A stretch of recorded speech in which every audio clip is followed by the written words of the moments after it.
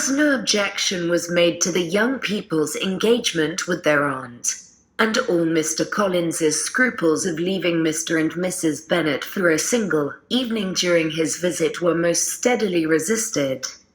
The coach conveyed him and his 5 cousins at a suitable hour to Meryton, and the girls had the pleasure of hearing, as they entered the drawing-room, that Mr. Wickham had accepted their uncle's invitation, and was then in the house. When this information was given, and they had all taken their seats, Mr. Collins was at leisure to look around him and admire, and he was so much struck with the size and furniture of the apartment, that he declared he might almost have supposed himself in the small summer breakfast parlour at Rosings, a comparison that did not at first convey much gratification, but when Mrs. Phillips understood from him what Rosings was, and who was its proprietor, when she had listened to the description of only one of Lady Catherine's drawing-rooms, and found that the chimney-piece alone had cost £800, she felt all the force of the compliment, and would hardly have resented a comparison with the housekeeper's room. In describing to her all the grandeur of Lady Catherine and her mansion, with occasional digressions in praise of his own humble abode, and the improvements it was receiving, he was happily employed until the gentlemen joined them, and he found in Mrs. Phillips a very attentive listener, whose opinion of his consequence increased with what she heard, and who was resolving to retail it all among her neighbours as soon as she could. To the girls, who could not listen to their cousin, and who had nothing to do but to wish for an instrument, and examine their own indifferent imitations of china on the mantelpiece, the interval of waiting appeared very long. It was over at last, however. The gentlemen did approach, and when Mr. Wickham walked into the room, Elizabeth felt that she had neither been seeing him before, nor thinking of him since, with the smallest degree of unreasonable admiration. The officers of the shire were in general a very creditable, gentlemanlike set, and the best of them were of the present party, but Mr. Wickham was as far beyond them all in person, countenance, and walk, as they were superior to the broad-faced, stuffy Uncle Phillips, breathing port wine, who followed them into the room. Mr. Wickham was the happy man towards whom almost every female eye was turned, and Elizabeth was the happy woman by whom he finally seated himself, and the agreeable manner in which he immediately fell into conversation, though it was only on its being a wet night, made her feel that the commonest, dullest, most threadbare topic might be rendered interesting by the skill of the speaker. With such rivals for the notice of the fair as Mr. Wickham and the officers, Mr. Collins seemed to sink into insignificance. To the young ladies he certainly was nothing, but he had still at intervals a kind listener in Mrs. Phillips, and was by her watchfulness most abundantly supplied with coffee and muffin.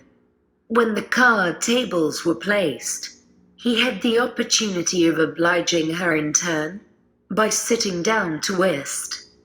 "I know little of the game at present," said he, "but I shall be glad to improve myself, for in my situation in life." Mrs. Phillips was very glad for his compliance, but could not wait for his reason.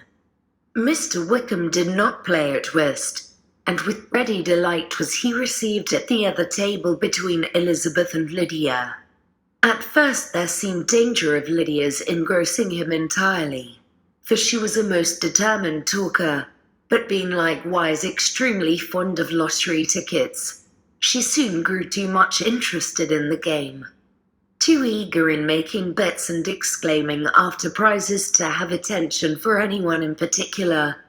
Allowing for the common demands of the game, Mr. Wickham was therefore at leisure to talk to Elizabeth, and she was very willing to hear him, though what she chiefly wished to hear she could not hope to be told.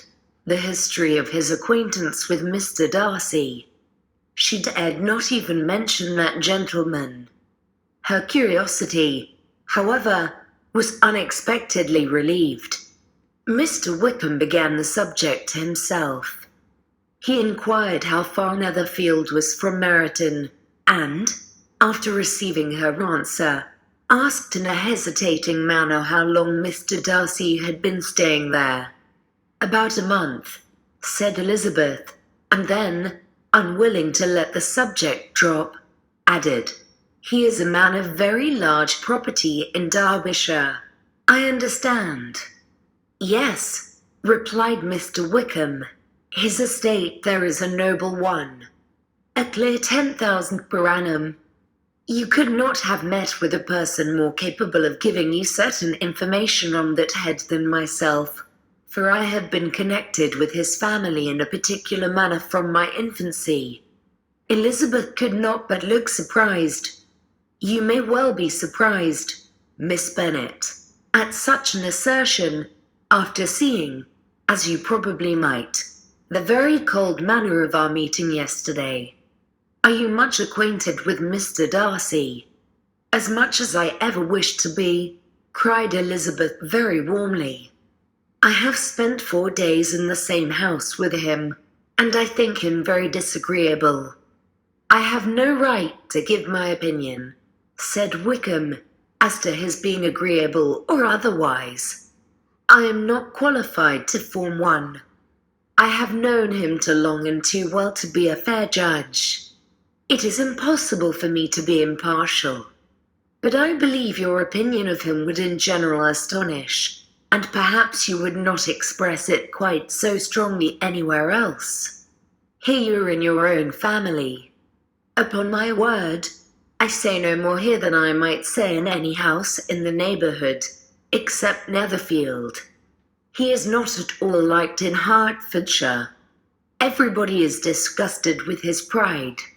You will not find him more favourably spoken of by anyone." "I cannot pretend to be sorry," said Wickham, after a short interruption, "that he or that any man should not be estimated beyond their deserts, but with him I believe it does not often happen. The world is blinded by his fortune and consequence, or frightened by his high and imposing manners, and sees him only as he chooses to be seen. I should take him, even on my slight acquaintance, to be an ill-tempered man." Wickham only shook his head. "I wonder," said he, at the next opportunity of speaking, "whether he is likely to be in this country much longer." "I do not at all know, but I heard nothing of his going away when I was at Netherfield. I hope your plans in favour of the shire will not be affected by his being in the neighbourhood." "Oh no, it is not for me to be driven away by Mr. Darcy. If he wishes to avoid seeing me, he must go. We are not on friendly terms, and it always gives me pain to meet him. But I have no reason for avoiding him but what I might proclaim before all the world, a sense of very great ill usage, and most painful regrets at his being what he is. His father, Miss Bennet, the late Mr. Darcy, was one of the best men that ever breathed, and the truest friend I ever had, and I can never be in company with this Mr. Darcy without being grieved to the soul by 1,000 tender recollections. His behaviour to myself has been scandalous, but I verily believe I could forgive him anything and everything, rather than his disappointing the hopes and disgracing the memory of his father." Elizabeth found the interest of the subject increase, and listened with all her heart, but the delicacy of it prevented further inquiry. Mr. Wickham began to speak on more general topics: Meryton, the neighbourhood, the society, appearing highly pleased with all that he had yet seen, and speaking of the latter with gentle but very intelligible gallantry. It was the prospect of constant society, and good society, he added, which was my chief inducement to enter the shire. I knew it to be a most respectable, agreeable call, and my friend Denny tempted me further by his account of their present quarters, and the very great attentions and excellent acquaintances Meryton had procured them. Society, I own, is necessary to me. I have been a disappointed man, and my spirits will not bear solitude. I must have employment in society. A military life is not what I was intended for, but circumstances have now made it eligible. The church ought to have been my profession. I was brought up for the church, and I should at this time have been in possession of a most valuable living, had it pleased the gentleman we were speaking of just now. Indeed, yes, the late Mr. Darcy bequeathed me the next presentation of the best living in his gift. He was my godfather, and excessively attached to me. I cannot do justice to his kindness. He meant to provide for me amply, and thought he had done it, but when the living fell, it was given elsewhere. Good heavens, cried Elizabeth, but how could that be? How could his will be disregarded? Why did you not seek legal redress? There was just such an informality in the terms of the bequest as to give me no hope from law. A man of honour could not have doubted the intention, but Mr. Darcy chose to doubt it, or to treat it as a merely conditional recommendation, and to assert that I had forfeited all claim to it by extravagance, imprudence, in short anything or nothing. Certain it is that the living became vacant 2 years ago, exactly as I was of an age to hold it, and that it was given to another man, and no less certain is it that I cannot accuse myself of having really done anything to deserve to lose it. I have a warm, unguarded temper, and I may have spoken my opinion of him, and to him, too freely. I can recall nothing worse. But the fact is that we are very different sort of men, and that he hates me. This is quite shocking. He deserves to be publicly disgraced. Some time or other he will be, but it shall not be by me. Till I can forget his father, I can never defy or expose him. Elizabeth honoured him for such feelings, and thought him handsomer than ever as he expressed them. But what, said she, after a pause, can have been his motive? What can have induced him to behave so cruelly? A thorough, determined dislike of me, a dislike which I cannot but attribute in some measure to jealousy. Had the late Mr. Darcy liked me less, his son might have borne with me better, but his father's uncommon attachment to me irritated him, I believe, very early in life. He had not a temper to bear the sort of competition in which we stood, the sort of preference which was often given me. I had not thought Mr. Darcy so bad as this, though I have never liked him. I had not thought so very ill of him. I had supposed him to be despising his fellow creatures in general, but did not suspect him of descending to such malicious revenge, such injustice, such inhumanity as this. After a few minutes' reflection, however, she continued, I do remember his boasting one day, at Netherfield, of the implacability of his resentments, of his having an unforgiving temper. His disposition must be dreadful. I will not trust myself on the subject, replied Wickham. I can hardly be just to him.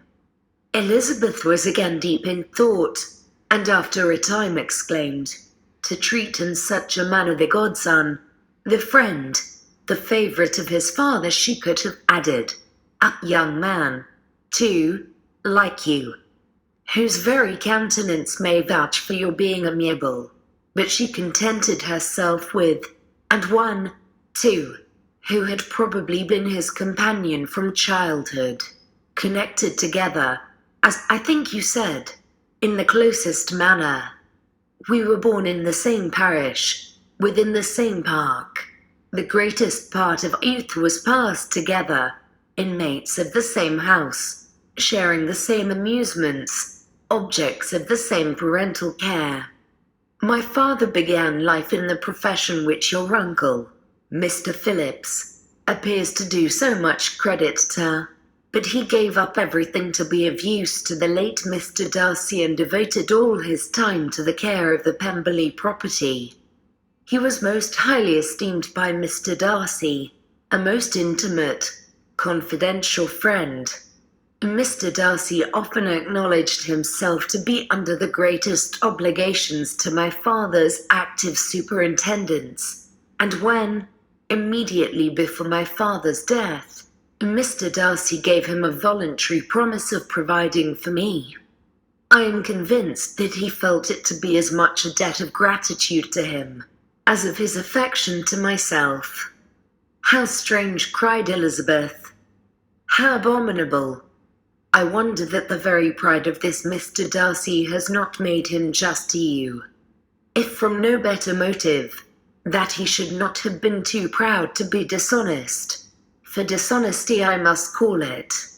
It is wonderful, replied Wickham, for almost all his actions may be traced to pride, and pride had often been his best friend. It has connected him nearer with virtue than with any other feeling. But we are none of us consistent, and in his behavior to me there were stronger impulses even than pride. Can such abominable pride as his have ever done him good? Yes. It has often led him to be liberal and generous, to give his money freely, to display hospitality, to assist his tenants, and relieve the poor. Family pride, and filial pride, for he is very proud of what his father was, have done this. Not to appear to disgrace his family, to degenerate from the popular qualities, or lose the influence of the Pemberley house, is a powerful motive.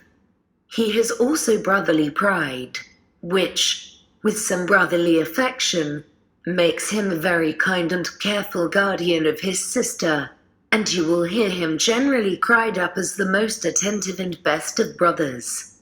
What sort of girl is Miss Darcy? He shook his head. I wish I could call her amiable.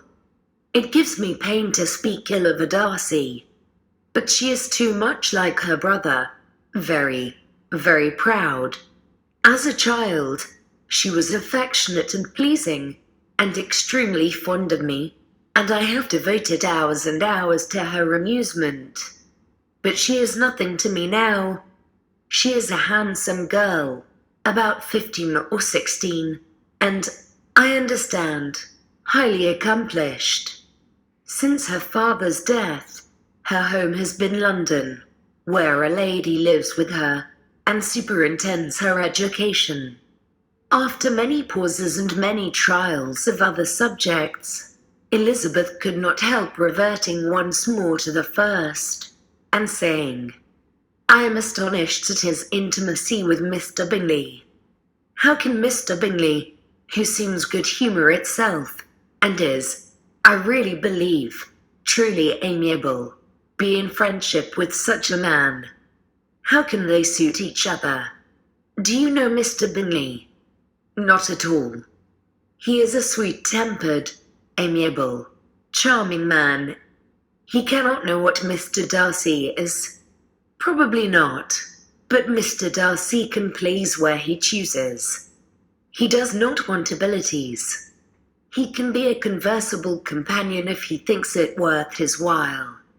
Among those who are at all his equals in consequence, he is a very different man from what he is to the less prosperous.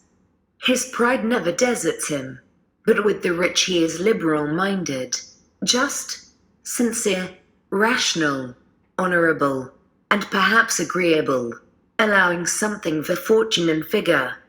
The whist party soon afterwards breaking up, the players gathered round the other table and Mr. Collins took his station between his cousin Elizabeth and Mrs. Phillips.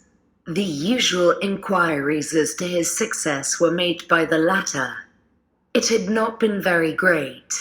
He had lost every point, but when Mrs. Phillips began to express her concern thereupon, he assured her with much earnest gravity that it was not of the least importance, that he considered the money as a mere trifle, and begged that she would not make herself uneasy. "I know very well, madam," said he, "that when persons sit down to a card table, they must take their chances of these things, and happily I am not in such circumstances as to make 5 shillings any object. There are undoubtedly many who could not say the same, but thanks to Lady Catherine de Bourgh, I am removed far beyond the necessity of regarding little matters." Mr. Wickham's attention was caught, and after observing Mr. Collins for a few moments, he asked Elizabeth in a low voice whether her relation was very intimately acquainted with the family of de Bourgh. "Lady Catherine de Bourgh," she replied, "has very lately given him a living. I hardly know how Mr. Collins was first introduced to her notice, but he certainly has not known her long. You know, of course, that Lady Catherine de Bourgh and Lady Anne Darcy were sisters, consequently that she is aunt to the present Mr. Darcy." "No, indeed, I did not. I knew nothing at all of Lady Catherine's connections. I never heard of her existence till the day before yesterday. Her daughter, Mr. Bourgh, will have a very large fortune, and it is believed that she and her cousin will unite the 2 estates." This information made Elizabeth smile, as she thought of poor Miss Bingley. Vain indeed must be all her attentions, vain and useless her affection for his sister and her praise of himself, if he were already self-destined for another. "Mr. Collins," said she, "speaks highly both of Lady Catherine and her daughter, but from some particulars that he has related of her ladyship, I suspect his gratitude misleads him, and that in spite of her being his patroness, she is an arrogant, conceited woman." "I believe her to be both in a great degree," replied Wickham.